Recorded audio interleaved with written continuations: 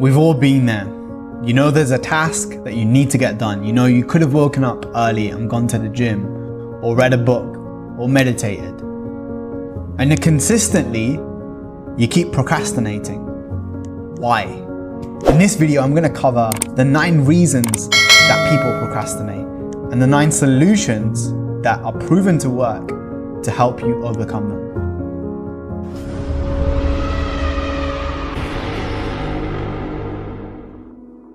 Sir Ahab 08.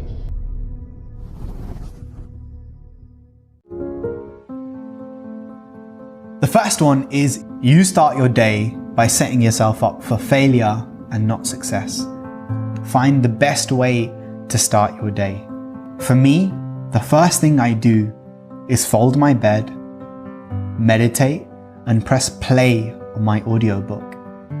So while I'm brushing my teeth and I'm looking in the mirror, I've created at least 2 minutes in my day as soon as I've got started to start how I mean to go on. So I'm not waiting till 2, 3, 4, 5, 6, 7 o'clock to salvage my day.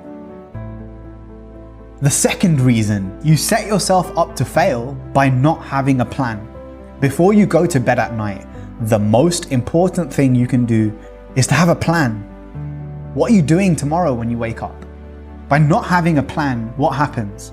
You walk haphazardly into the day and immediately you're distracted. You become an effect of the world rather than the cause of your world.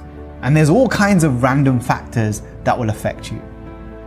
Somebody asks you for a favor, your friend calls, there are distractions everywhere and you need to navigate them. And the best way that you can avoid procrastination is having a very clear plan.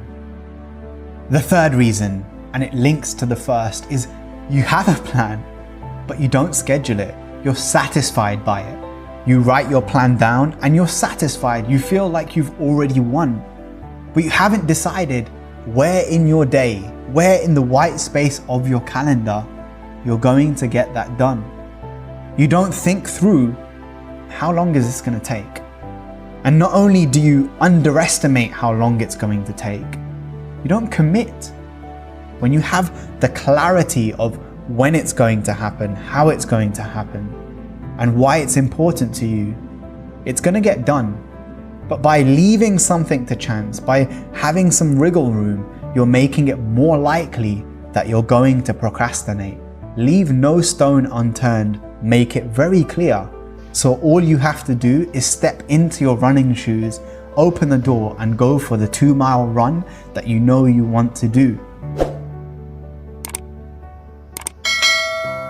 The fourth one is you don't put yourself in productive environments.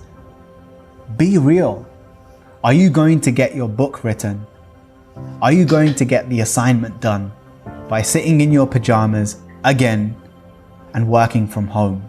Or working from somewhere where it's comfortable? Or are you going to be more productive if you go to the writers group, you sit with other people to write the next chapter of your blog or your book? What is the most productive environment around you? Who are the productive people that you know that you can expose yourself to so that you get what you need to done? Number 5, distracting technology, distracting people and places. What I mean by this is there have been so many times where I love my family, but they are the biggest distractions sometimes. I'm sitting on my laptop, I have my headphones on, I'm focusing on something, but there's a funny video they want me to watch. There's a random question that really I don't need to answer right now. And so what happens? My attention is drawn here. And it takes another 20 minutes sometimes for me to get back into my flow. And that, the fault really, it wasn't my family, it was me. I know what I could do. I know I could go to the coffee shop down the road, or just to the bus stop, or sit in the car, or the cafe in my local gym. Number 6 is you have an avoidance for a particular type of task. What I noticed was when I was talking to my friends about this task, it's time to do that long company return. What am I doing? I'm creating this narrative that there are some tasks that I like doing and some tasks that are long. But when I dissect that, what does it really mean? What if I just made it a really simple thing? What if I understood that really I'm doing a 2-hour task that requires a couple of hours, a bit of focus, and it's done? It's not the task that is the problem. It's the way that I mentally set myself up to avoid it, and thereby creating more inertia, more challenges to getting things done. Whereas if I reduce the obstacles, things become much easier and I'm less likely to procrastinate. Now look at your own task list. Look at the things that you want to get done to be more productive, to be more disciplined, to build better habits and ultimately improve yourself. What are some things that are kind of boring but need to get done that you just put off with this excuse that it's long, I can't be bothered? And instead, what if you just focused on the solution? Well, what would make it easier? How long does it really take? And is it really as bad as you're making out? Number 7 is the demon of perfectionism.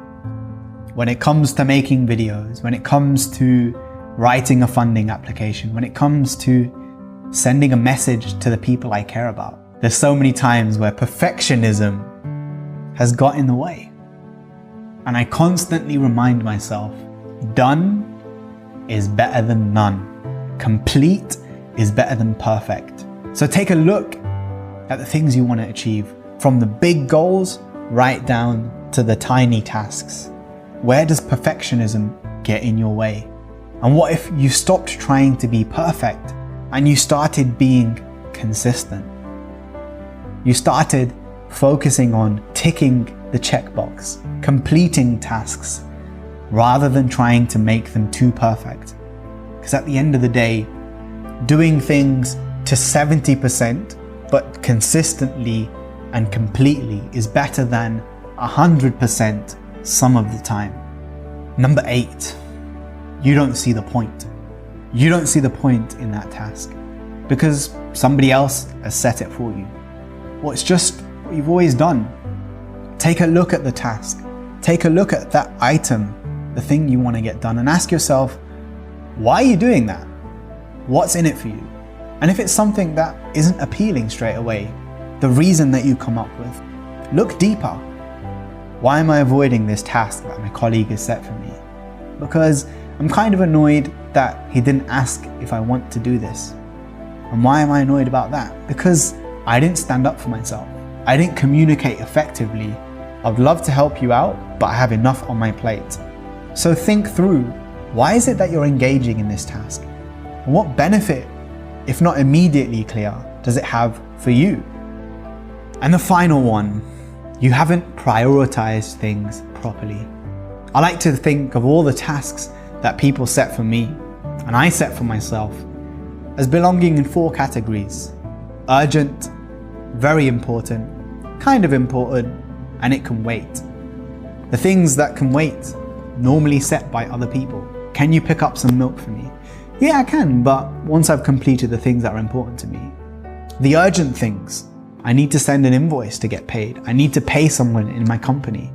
By prioritizing and knowing, where does this task sit for me? Is it something that I need to just delete? Is it something that I need to delegate? Or is it something that I need to do? And if so, when? By setting time aside and knowing which category, which priority bracket it falls in for you, the judge of your to-do list, you create more space, more mental freedom to get things done.